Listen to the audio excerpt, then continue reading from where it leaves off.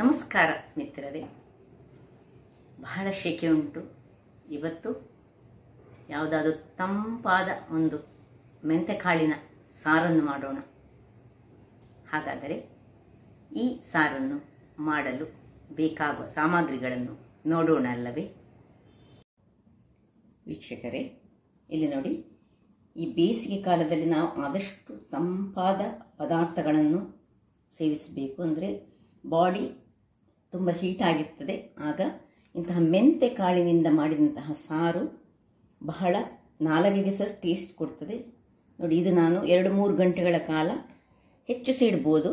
ನೆನೆಸಿಟ್ಟಂತಹ ಮೆಂತೆ ಕಾಳು, ಇದನ್ನು ಬೇಕಿದ್ರೆ ಮೊಳಕೆ ಬರಿಸಿ ಸಹ ಮಾಡಬಹುದು. ಬಹಳ ಟೇಸ್ಟಿ ಆಗಿರ್ತದೆ. ಇದು ಕಹಿಯೇ ಬರುವುದಿಲ್ಲ. ಸೊ ಇದನ್ನು ನೆನೆಸಿಟ್ಟಂಥದ್ದು, ಇದನ್ನು ಮೊಳಕೆ ಬರಿಸಿ ಸಹ ನಾವು ಮಾಡ್ಬೋದು ಅಂತ ನಾನು ಹೇಳಿದೆ. ನೋಡಿ, ಇಲ್ಲಿ ನೋಡಿ, ಸ್ವಲ್ಪ 1-2 ಚಮಚದಷ್ಟು ನಾನು ಕಡಲೆಬೇಳೆ, 2 ಚಮಚದಷ್ಟು ಹೆಸರು ಬೇಳೆ, ಸ್ವಲ್ಪ 1 ಚಮಚ ಸಾಸಿವೆ, 1 ಚಮಚ ಜೀರಿಗೆ, 1 ಸಣ್ಣ ಲಿಂಬೆ ಗಾತ್ರದ ಹುಳಿಯನ್ನು ನೀರಿನಲ್ಲಿ ಹಾಕಿಟ್ಟಿದ್ದೇನೆ, ಸಣ್ಣ ತುಂಡು ಬೆಲ್ಲ ಬೇಕು, ಕರಿಬೇವಿನ ಸೊಪ್ಪು, ಮತ್ತು ಇಲ್ಲಿ ನೋಡಿ ಮೆಣಸು. ನಿಮ್ಮ ಖಾರಕ್ಕೆ ತಕ್ಕ, ಹೆಚ್ಚು ಖಾರ ಮಾಡಬೇಡಿ, ಯಾಕೆಂದರೆ ಸೆಕೆಗಾಲದಲ್ಲಿ ಹೆಚ್ಚು ಖಾರದ ವಸ್ತುಗಳನ್ನು ನಾವು ತೆಗೆದುಕೊಳ್ಬಾರ್ದು. ನಾನು 3 ಬ್ಯಾಡಿಗೆ ಮೆಣಸು, 1 ನಮ್ಮ ಊರ ಮೆಣಸು ತೆಗೆದುಕೊಂಡಿದ್ದೇನೆ, ಮತ್ತು 1 5-6 ಬೆಳ್ಳುಳ್ಳಿ, ಮತ್ತು ಇದು ನೋಡಿ ಸಾಂಬಾರ್ ಆನಿಯನ್. ಇದು ಬಹಳ ಆರೋಗ್ಯಕ್ಕೆ ಉತ್ತಮ ಸಹ. ಇದು ಒಂದು ಸ್ವೀಟ್ನೆಸ್ ಉಂಟು ಇದರಲ್ಲಿ, ಇದು ಆರೋಗ್ಯಕ್ಕೆ ಬಹಳ ಉತ್ತಮ. ಇದನ್ನು ಒಮ್ಮೆ ಯೂಸ್ ಮಾಡಬೇಕು. ಹೆಚ್ಚಾಗಿ ಈ ತಮಿಳಿಯನ್ಸ್ನವರು ಇಂಥದ್ದನ್ನು ಹೆಚ್ಚಾಗಿ ಯೂಸ್ ಮಾಡ್ತಾರೆ. ನಾವು ತುಳುನಾಡಿನವರು ಹೆಚ್ಚು ಯೂಸ್ ಮಾಡೋದಿಲ್ಲ. ಒಮ್ಮೊಮ್ಮೆ ಯೂಸ್ ಮಾಡಿ ನೋಡಬೇಕು ವೀಕ್ಷಕರೇ, ಬಹಳ ಒಳ್ಳೆಯದು ಆರೋಗ್ಯಕ್ಕೆ. ಮತ್ತು ನಾನು ಒಂದೇ ಒಂದು ಮೆಣಸನ್ನು ಸ್ಲಿಟ್ ಮಾಡಿಟ್ಟುಕೊಂಡು ತೆಗೆದುಕೊಂಡಿದ್ದೇನೆ, ಸಣ್ಣ ತುಂಡು ಶುಂಠಿ. ಹಾಗಾದರೆ ಮೊದಲಿಗೆ ಒಂದು ಗ್ಯಾಸನ್ನು ಉರಿಸಿ ನಾವು ಅದಕ್ಕೆ ಸ್ವಲ್ಪ ಎಣ್ಣೆ, ಯಾವುದೇ ಎಣ್ಣೆಯನ್ನು ಸಹ ಹಾಕೊಳ್ಬೋದು. 1-2-3 ಚಮಚದಷ್ಟು ಎಣ್ಣೆಯನ್ನು ಹಾಕೊಳ್ಳೋಣ. ಈಗ ಇದರಲ್ಲಿ ಎಲ್ಲ ಕಡಲೆಬೇಳೆ ಬೇಡ, ಅರ್ಧವಷ್ಟು ಕಡಲೆಬೇಳೆಯನ್ನು ಹಾಕೊಳ್ಳೋಣ.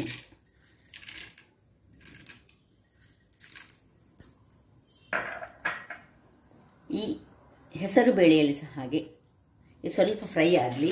ಇದರಲ್ಲಿ ಸಹ ಅರ್ಧದಷ್ಟು ಹೆಸರು ಬೇಳೆ ಮಾತ್ರ, ಇದೊಂಚೂರು ಫ್ರೈ ಆಗುವಾಗ ಹಾಕೊಳ್ಳೋಣ.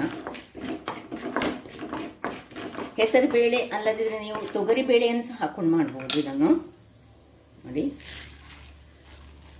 ಒಂದು ಅರ್ಧದಷ್ಟು, ಅರ್ಧ ಹಾಗೆ ಇಟ್ಕೊಳ್ಳೋಣ, ಅದು ಮತ್ತೆ ಬೇಕು.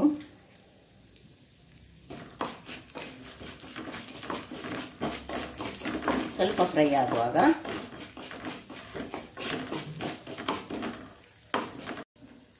ಈ ಸಾಂಬಾರ್ ಆನಿಯನ್ ಉಂಟಲ್ಲ, ಇದರಲ್ಲಿ ಎಲ್ಲ ಅಲ್ಲ, ಅರ್ಧದಷ್ಟು ಸಾಂಬಾರ್ ಆನಿಯನ್ ಅಥವಾ 1-5-6 ನೋಡಿ, ಉಳಿದದ್ದು ಇಲ್ಲಿ ಇಟ್ಟುಕೊಂಡಿದ್ದೇನೆ. ಇದು ಹಾಕ್ಕೊಳ್ಬೇಕು. 1-2 ಬೆಳ್ಳುಳ್ಳಿ, ಸ್ವಲ್ಪ ಕರಿಬೇವಿನ ಸೊಪ್ಪು,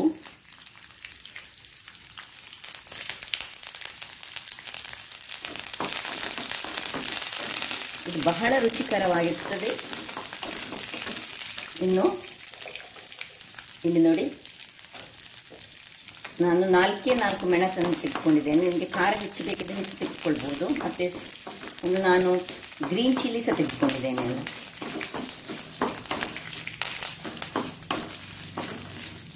ಇಷ್ಟನ್ನು ಫ್ರೈ ಮಾಡ್ಕೊಳ್ಳೋಣ. ನಿಮ್ಮ ಹತ್ರ ಇಂಥ ನೀರುಳ್ಳಿ ಇರದಿದ್ದರೆ ನೀವು ನಮ್ಮ ಯೂಶುವಲ್ ನಾವು ಹೀಗೆ ಸಹ ದೊಡ್ಡ ನೀರುಳ್ಳಿ ಯೂಸ್ ಮಾಡ್ತೇವಲ್ಲ, ಅದರಲ್ಲಿ ಸಹ ಮಾಡ್ಬೋದು, ಚೆನ್ನಾಗಿರ್ತದೆ ಅದು ಸಹ. ನೋಡಿ ವೀಕ್ಷಕರೇ, ಇಷ್ಟು ಫ್ರೈ ಆಗ್ತಾ ಇರುವಾಗ ಇದು ನಾವು ಸ್ವಲ್ಪ ಹಿಂಗನ್ನು ಹಾಕೊಳ್ಳೋಣ. ಇದಕ್ಕೆ 1/2 ಚಮಚದಷ್ಟು ಹಿಂಗು, ಮತ್ತೆ ಈ ತೆಂಗಿನ ತುರಿ ಬೇಕು ನಮಗೆ. 6 ಚಮಚದಷ್ಟು ತೆಂಗಿನ ತುರಿ. ಇದನ್ನು ಇದರಲ್ಲಿ ಒಳ್ಳೆ ಫ್ರೈ ಮಾಡ್ಕೊಳ್ಳೋಣ. ಈ ತೆಂಗಿನ ತುರಿಯನ್ನು ಸ್ವಲ್ಪ ಆಯಿಲಲ್ಲಿ ಫ್ರೈ ಮಾಡಿದರೆ ಅದಕ್ಕೊಂದು ಬೇರೆ ಪರಿಮಳ ಬರ್ತದೆ ವೀಕ್ಷಕರೇ. ಆ ಪರಿಮಳ ಆ ಮೆಂತೆಯ ಆ ಸಾರಿನೊಟ್ಟಿಗೆ ಸೇರುವಾಗ ಬಹಳ ರುಚಿಕರವಾಗಿರ್ತದೆ ಹಾಗೂ ಪರಿಮಳಯುಕ್ತವಾಗಿರ್ತದೆ.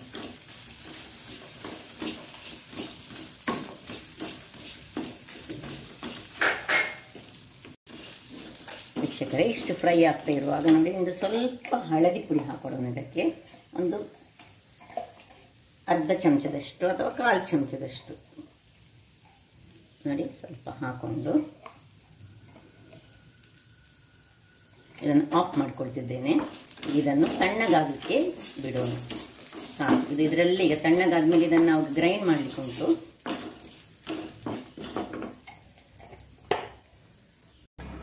ವೀಕ್ಷಕರೇ, ಈಗ ಗ್ಯಾಸನ್ನು ಉರಿಸಿ ಇನ್ನೊಂದು ಪಾತ್ರೆಯನ್ನು ಇಡ್ತಿದ್ದೇನೆ ನಾನು. ಇದಕ್ಕೆ ಸ್ವಲ್ಪ ಒಂದು 2-3 ಚಮಚಗಳಷ್ಟು ಎಣ್ಣೆಯನ್ನು ಹಾಕೊಳ್ಳೋಣ.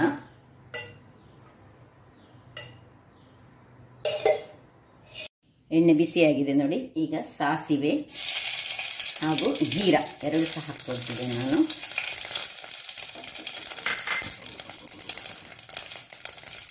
ಮತ್ತೆ ಈ ಬೆಳ್ಳುಳ್ಳಿ ನೋಡಿ, ಒಂದು 4-5 ಬೆಳ್ಳುಳ್ಳಿ ಬೇಕು ನಮಗೆ ನೋಡಿ. ಈ ಬೆಳ್ಳುಳ್ಳಿಯನ್ನು ಹಾಕೊಳ್ತಿದ್ದೇನೆ.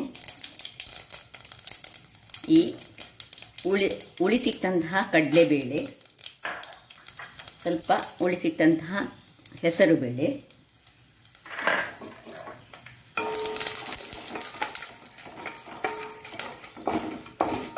ಸ್ವಲ್ಪ ಫ್ರೈ ಆಗುವಾಗ ಕರಿಬೇವಿನ ಸೊಪ್ಪು,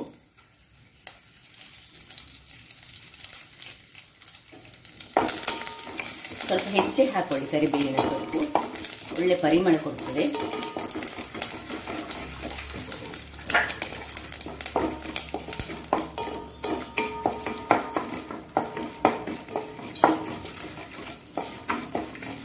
ಸ್ವಲ್ಪ ಹಿಂಗು ಹಾಕೊಳ್ಳೋಣ.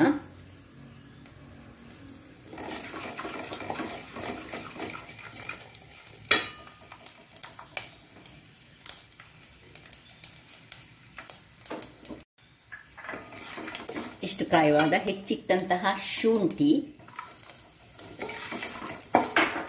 ಮತ್ತೆ ಒಂದು ಗ್ರೀನ್ ಚಿಲ್ಲಿ ಸ್ಲಿಟ್ ಮಾಡಿರೋದು ಹಾಗೂ ಈ ಸಾಂಬಾರ್ ಈರುಳ್ಳಿ ಒಂದು ಹಿಡಿಯಷ್ಟು ನೋಡಿ, ಒಂದು ಹಿಡಿಯಷ್ಟು ಸಾಂಬಾರ್ ಈರುಳ್ಳಿ. ಆಗ ನಾವು ಮಸಾಲೆ ಮಾಡಲಿಕ್ಕೆ ಸಹ ಹಾಕೊಂಡಿದ್ದೇವೆ. ಇದು ಬಹಳ ಚೆನ್ನಾಗಿರ್ತದೆ, ರುಚಿಯನ್ನು ಕೊಡುತ್ತದೆ, ಸ್ವಲ್ಪ ಸ್ವೀಟ್ನೆಸ್ ಇರ್ತದೆ, ಇದಕ್ಕೆ ಒಳ್ಳೆದಾಗ್ತದೆ. ಈ ಮೆಂತ್ಯ ಸ್ವಲ್ಪ ಮೆಂತ್ಯ ಕಹಿಯನ್ನು ಅದು ತೆಗಿತದೆ. ಈಗ ವೀಕ್ಷಕರೇ, ಇಲ್ಲಿ ನೋಡಿ ಈ ಮೆಂತ್ಯ ಉಂಟಲ್ಲ, ಇದನ್ನು ನೀರನ್ನು ಹಾಕಿದ ನೀರನ್ನು ಮತ್ತೆ ಹಾಕೊಳ್ಳೋಣ. ಸುರಿಗೆ ಸ್ವಲ್ಪ ನೀರು ತೆಗೆದು ಈ ಮೆಂತೆಯನ್ನು ಇದರಲ್ಲಿ ಸ್ವಲ್ಪ ಬಾಡಿಕೊಳ್ಳೋಣ.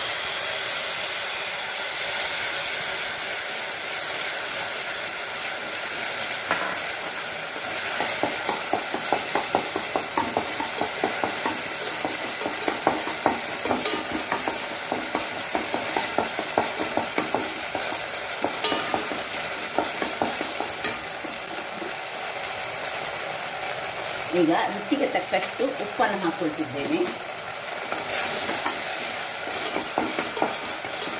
ಒಂದು ತುಂಡು ಬೆಲ್ಲ ಹಾಕೊಳ್ತಿದ್ದೇನೆ ನೋಡಿ, ಬೆಲ್ಲ ಒಂದು ಸಣ್ಣ ತುಂಡು.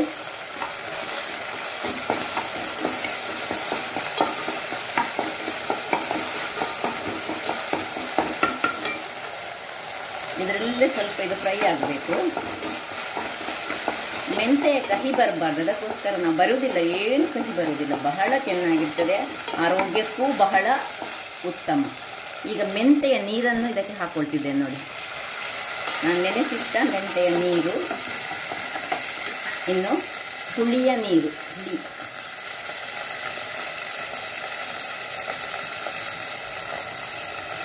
ಇನ್ನು ಬೇಕಿದ್ರೆ ಸ್ವಲ್ಪ ಹುಳಿಯ ನೀರು, ಸರಿ ಹುಳಿ ಒಂದಿಷ್ಟು ಹುಳಿ ಬೇಕು, ಒಂದು 20 ಗ್ರಾಮ್ಸ್ನಷ್ಟು ಹುಳಿ ಬೇಕು.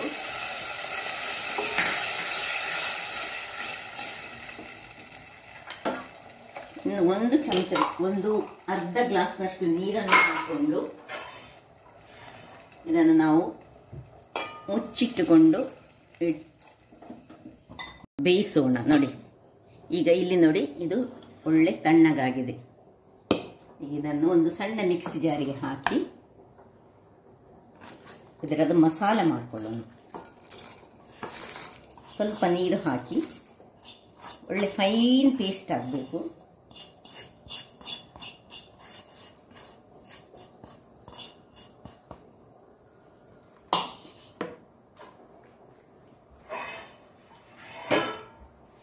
ಸ್ವಲ್ಪ ನೀರು ಹಾಕ್ಕೊಳ್ತಿದ್ದೇನೆ. ಈಗ ಇದನ್ನು ಗ್ರೈಂಡ್ ಮಾಡಿ ತರ್ತೇನೆ ನಾನು. ಇಲ್ಲಿ ನೋಡಿ ವೀಕ್ಷಕರೇ, ನೋಡಿ ಇಷ್ಟು ಫೈನಾದ ಪೇಸ್ಟ್ ಆಗಿರಬೇಕು ನೋಡಿ. ಇಲ್ಲಿ ಇದು ಮೇಲೆ ಏನು ಪರಿಮಳ ಬರ್ತಾ ಉಂಟು. ಮೆಂತೆ ಆನಿಯನ್ ಒಟ್ಟಿಗೆ ಸೇರಿ ಬರುವ ಪರಿಮಳವೇ ಅದೊಂದು ಬಹಳ ಚೆನ್ನಾಗಿ ಬರ್ತಾ ಉಂಟು ನೋಡಿ. ಈಗ ಇದನ್ನು ಅದಕ್ಕೆ ಹಾಕೊಳ್ಳೋಣ.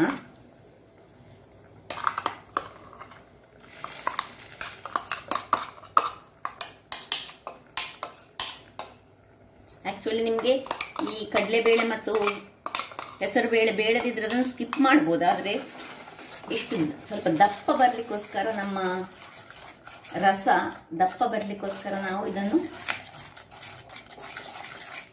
ಹಾಕೊಳ್ಳೋದು. ಸ್ವಲ್ಪ ನೀರನ್ನು ಹಾಕೋಣ.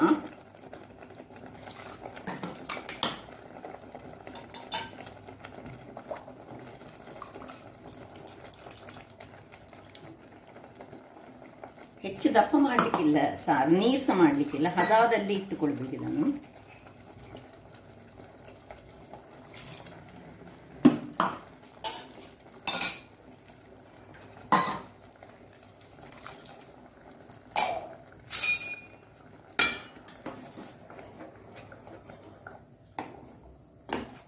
ದಪ್ಪ ಆಯಿತು, ಸ್ವಲ್ಪ ನೀರು ಮಾಡ್ಕೊಳ್ಳೋಣ.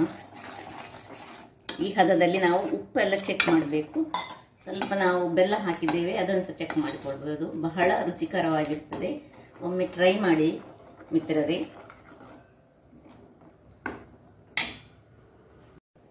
ನೋಡಿ ವೀಕ್ಷಕರೇ, ನೋಡಿ ಹದ ಇಷ್ಟು ಬರಬೇಕು, ಇಷ್ಟು ದಪ್ಪದಲ್ಲಿ ಬರಬೇಕು ನೋಡಿ. ಇದರಲ್ಲಿ ಈ ಹಾಕಿಟ್ಟಂತಹ ಆನಿಯನ್ ನೋಡಿ ಹೇಗೆ ಬೆಂದಿದೆ ನೋಡಿ. ಅದಕ್ಕೆ ಬೆಳ್ಳುಳ್ಳಿ ಸಹ ಉಂಟು. ಈಗ ಇದನ್ನು ಮುಚ್ಚಿಟ್ಟುಕೊಂಡು ಒಂದು 5 ನಿಮಿಷ ಕುದಿಸೋಣ. ಆಮೇಲೆ ಅದು ರೆಡಿ ಆಗ್ತದೆ ನೋಡಿ ಮಿತ್ರರೇ. ನೋಡಿ ನೋಡಿ ಒಳ್ಳೆ ಕುದೀತಾ ಉಂಟು. ಸಾಕು, ಇಷ್ಟು ಕುದ್ರೆ ಸಾಕು. ಇದನ್ನೀಗ ಆಫ್ ಮಾಡ್ಕೊಳ್ಳೋಣ. ಈಗ ಸರ್ವಿಂಗ್ ಟೈಮ್ ನೋಡಿ. ಸರ್ವ್ ಮಾಡೋಣ ನೋಡಿ. ಏನು ಚೆನ್ನಾಗಿ ಬಂದಿದೆ. ಪರಿಮಳ ಸಹ ಬಹಳ ಒಳ್ಳೆಯದುಂಟು. ಇದನ್ನೆಲ್ಲ ಯಾರು ಡಯಾಬಿಟಿಕ್ ಪೇಷಂಟ್ ಇದ್ದಾರೆ ಅವರು ಒಂದು ಆಗಾಗೊಮ್ಮೆ ಇದನ್ನು ಮಾಡಿದರೆ ಅವರಿಗೆ ದೇಹಕ್ಕೂ ಉತ್ತಮ, ತುಂಬ ರುಚಿಕರವಾಗಿ ಇರುತ್ತದೆ. ಅಲ್ಲದೆ ಈ ಏಜಿಗೆ ಬರುವಂಥ ಹುಡುಗಿಯರಿಗೆ ಸಹ ಇಂತಹ ಮೆಂತೆ ಕಾಳಿನ ಸಾರನ್ನು ಮಾಡಿದರೆ ಬಹಳ ಉತ್ತಮ.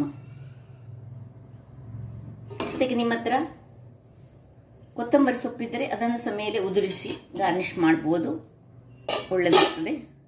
ಹಾಗಾದರೆ ವೀಕ್ಷಕರೇ, ನನ್ನ ಈ ಕುಕಿಂಗ್ ಚಾನಲ್ ನಿಮಗೆ ಇಷ್ಟ ಆದರೆ ಬೋಳೂರು ಸುವರ್ಣ ಚಾನಲನ್ನು ಲೈಕ್ ಮಾಡಿ, ಶೇರ್ ಮಾಡಿ ಹಾಗೂ ಸಬ್ಸ್ಕ್ರೈಬ್ ಮಾಡಿ ಹಾಗೂ ನನ್ನ ಇನ್ಸ್ಟಾಗ್ರಾಮ್ ಪೇಜನ್ನು ಫಾಲೋ ಮಾಡಿ. ಧನ್ಯವಾದಗಳು.